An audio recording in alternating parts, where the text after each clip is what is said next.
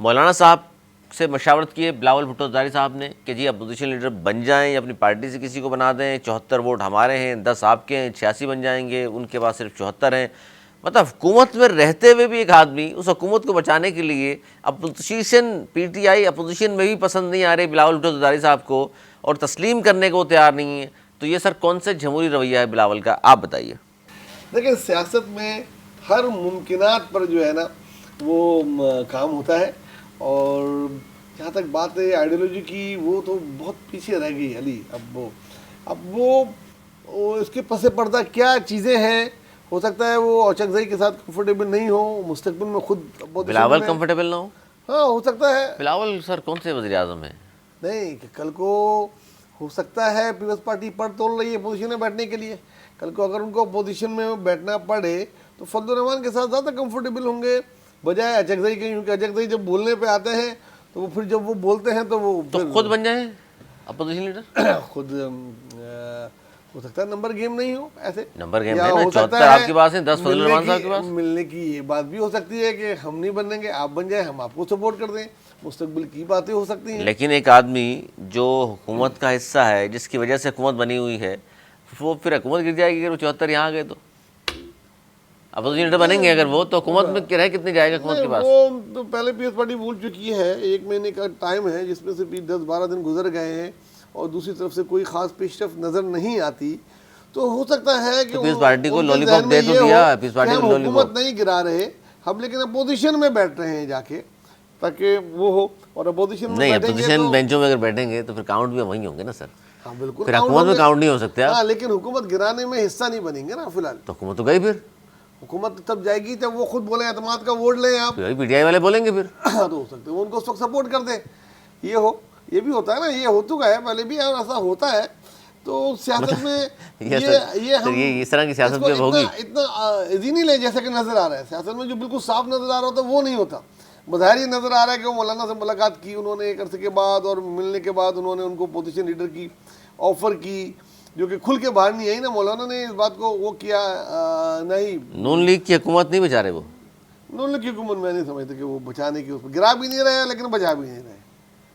ये आपका नहीं, तो आप देखें ना, उनको पता है अचकज़ई आगे कौन सा गिरा देंगे। नहीं गिराएंगे नहीं, अचकज़ई टफ टाइम देंगे शहबाज शरीफ साहब को, तो उनके लिए आसानियाँ पैदा कर रहे हैं कि आपको ज़्यादा टफ टाइम ना मिले। लेकिन जो टफ टाइम मौलाना दे सकते हैं वो हो सकता है अचकज़ई नहीं दे सके। अचकज़ई के पीछे कौन मौलाना है? कैसे देंगे? मौलाना के पीछे इस हुकूमत के हवाले से मौलाना साहब ने किया क्या अब तक? देखिए, मौलाना बड़ा स्टडी खेल रहे हैं। मौलाना इस हुकूमत के खिलाफ अब तक कोई एहतजाज नहीं कर सके वफाक में। हाँ, कोई बड़ा एहतजाज वो नहीं कर पाए, लेकिन अच्छा, मौलाना की सियासत मैं कभी करूंगा, और इस्लामाबाद की तैयारी पिछले जलसे में उन्होंने सर अभी जो अपने कारकुनों को तैयार रहने का मुफ्ती महमूद कॉन्फ्रेंस हुई और पिछले हफ्ते, तो मुफ्ती महमूद कॉन्फ्रेंस उनके वालिद के नाम पर होती है, वहाँ उन्होंने कहा ये पार्लियामेंट को मैं मानता ही नहीं हूँ, ये बेतौकीर हो चुकी, अब पार्लियामान में नहीं मैदान में फैसला होगा। लेकिन उसके बाद आप अपोजिशन लीडर बना रहे हैं उनको। नहीं, तो अपोजिशन वाली बात, मौलाना की ज़बान एक नहीं होगी इसका मतलब। मौलाना ने तो अपोजिशन वाली बात की ना, जब अपोजिशन की बात कर रहे हैं पार्लियामान में नहीं, वो कह रहे हैं इस पार्लियामान को मानता ही नहीं मैं। मान ये जो तो कहते हैं सियासत पीटीआई मानती है, मतलब अपोजिशन थोड़ी मानती है। अब क्या लगता है वैसे अब होगा क्या?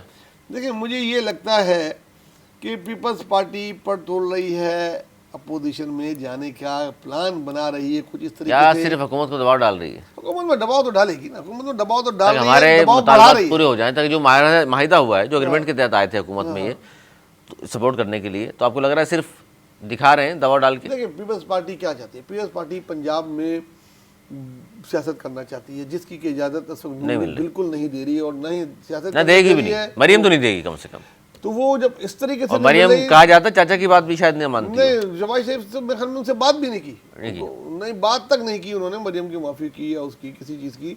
और पीपल्स पार्टी को ये अंदाजा हो रहा है, बिल्कुल सही अंदाजा है आपका, क्योंकि ये खबर बाहर आई कि जो वो इसाक डार को जो भेजा था, वो भी शहबाज शरीफ ने भेजा था, मरियम बीबी ने कहा उसमें भी ताल्लुक नहीं था। नहीं, उन्होंने कोई लिफ्ट ही नहीं करी मुलाकात को, तो उसके लिए अब दबाव बढ़ाना पड़ेगा।